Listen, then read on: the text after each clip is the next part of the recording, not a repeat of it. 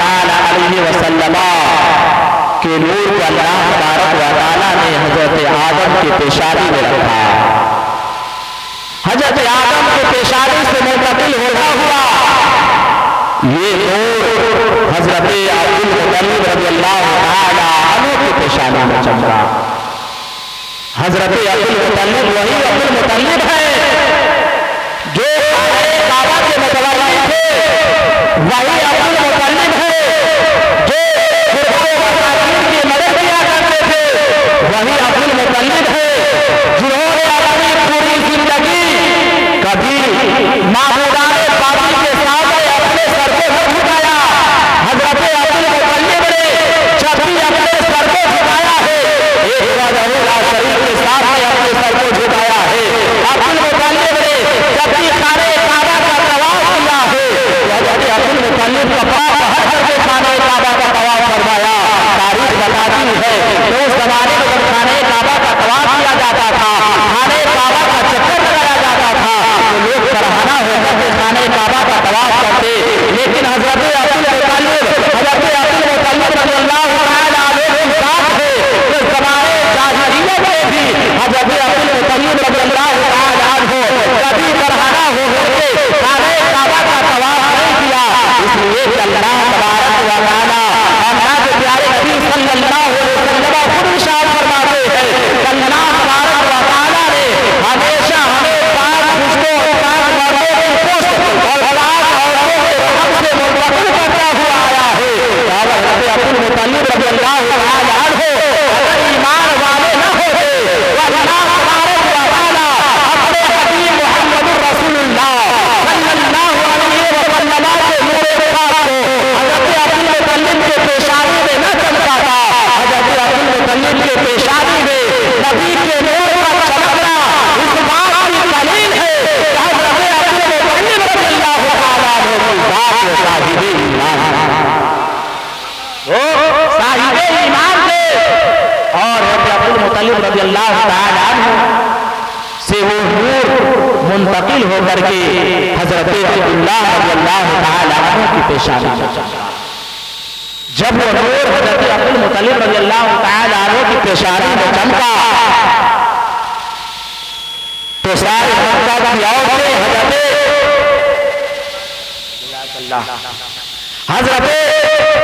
अब्दुल्लाह की पेशानी में जब नबी का नूर चमका, सारे मक्का की औरतें इस बात की ख्वाहिशमंद थी कि अब्दुल मुत्तलिब की शादी अब्दुल्लाह की शादी हमसे हो जाए, अब्दुल्लाह की शादी हमसे हो जाए। इसलिए कि हजरत अब्दुल्लाह की पेशानी में नबी कायनात सल्लल्लाहु अलैहि वसल्लम का नूर रोशन था, चमक रहा था। हजरत अब्दुल मुत्तलिब रज़ियल्लाहु तआला अन्हु ने हजरत अब्दुल्लाह रज़ियल्लाहु तआला अन्हु का निकाह हजरत आमिना रज़ियल्लाहु तआला अन्हु से फरमा दिया। और हजरत आमिना रज़ियल्लाहु तआला अन्हा से जब नबी कायनात सल्लल्लाहु अलैहि वसल्लम हजरत अब्दुल्लाह की पेशानी से वो नूर मुंतकिल होकर हजरत आमिना रज़ियल्लाहु तआला अन्हु के शिकम में दाखिल हुआ। हजरत आमिना रज़ियल्लाहु तआला अन्हा फरमाती है कि जब नबी कायनात सल्लल्लाहु अलैहि वसल्लम हमारे शिकम में परवरिश पा रहे थे तो जिस तरीके से आप माओ को हमल की तकलीफ हुआ करती है, हमें जर्रा बराबर कभी तकलीफ ना हुआ, हमें जर्रा बराबर दर्द का एहसास ना हुआ। और आमिना फरमाती है कि जब से मेरे शिकम में मेरे बेटे मुहम्मदुर रसूलुल्लाह सल्लल्लाहु अलैहि वसल्लम जलवा अफरोज हुए हैं, तब से हम हैरत अंगेज भाव देखा करते हैं। ऐसे ऐसे हैरत अंगेज भाव देखा करती हो कि हम खुद मुताज्जिब हो जाया करते हो। अल्लाहु अकबर। हजरत आकाए कायनात सल्लल्लाहु अलैहि वसल्लम की विलादत बाशहादत की घड़ी जब करीब आ गई, हजरत आमिना रज़ियल्लाहु तआला अन्हा अपने घर में अकेली थी। और आज हम तमाम ईमान वाले जब जब रबीउल अव्वल शरीफ का महीना आता है अपने अपने घरों के छत पे झंडे लहराया करते हैं और तमाम ईमान वाले नबी की मीलाद की खुशी में अपने अपने घरों पे झंडे लगाते हैं, अपने अपने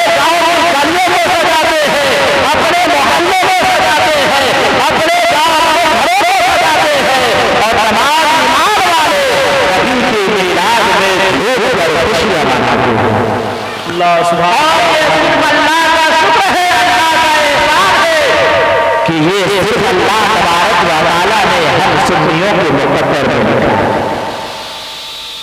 वैसे तो कलमा पढ़ने वाले बहुत हैं, लेकिन नबी का मिलाद मनाना, नबी की मिलाद पर खुशी मनाना, ये अहले सुन्नत वल जमात के मुकद्दर में अल्लाह ने लिख दिया है। तो ये रबीउल अव्वल शरीफ के महीने में घरों में छत पे झंडा लगाना, अपने गलियों को सजाना, गलियों में झंडा लगाना, ये सब हमारे आका सल्लल्लाहु अलैहि वसल्लम के मिलाद पर हुआ। ये सब अल्लाह ने हज़रत जिब्राइल से हुक्म कि मेरे महबूब की मिलाद है, मेरे महबूब की आमद हो रही है, लिहाजा जिब्राइल जाओ काबा पे झंडा लहरा दो। और होते जिब्राइल अपने साथ 3 झंडे लेकर के आए। कितने झंडे लेकर के आए थे? 3 झंडे लेकर के आए थे।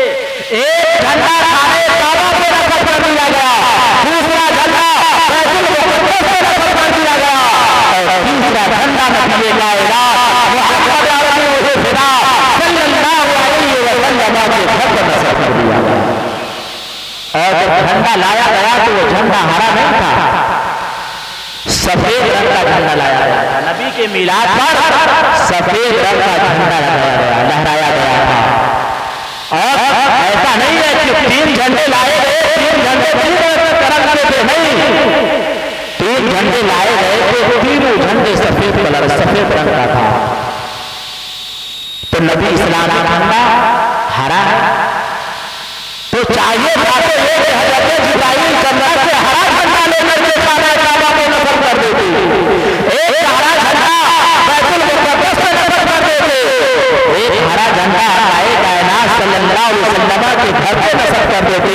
इसलिए के बाद ये इस्लाम सारी कायनात के मालिक व मुख्तार दोस्ते इंसानियत वालिद इंसानियत या फताह व यासीन बशीर नज़ीर मुहम्मद अरबी खुदा सल्लल्लाहु अलैहि वसल्लम की तशरीफ आवी हो रही है, वालिद इस्लाम की तशरीफ आवी हो रही है।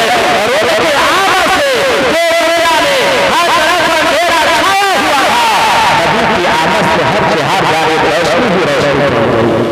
इसीलिए तो आला हज़रत फरमाते हैं, या रसूल अल्लाह मुझको पैदा हो हुई बता है सारा नूर का, सब भले नूर का आया है सारा नूर का, और बाग पैदा में सुहाना फूल पूरा नूर का, मस्त बू है बुलबुले पड़ती है कलमा, मस्त बू है बुलबुले पड़ती है कलमा नूर का। तो आखिर सफेद झंडा क्यों लाया गया? जिब्राइल सफेद झंडा लेकर के क्यों आए? तो मेरे बुजुर्गों और दोस्तों, सफेद झंडा इस जमाने में सफेद झंडा इस बात की अलामत थी कि अगर कहीं खून और जहां कत्ले आम हो रहा हो, अगर वहां पे सफेद झंडा दिखा दिया जाता तो सफेद झंडे को देख करके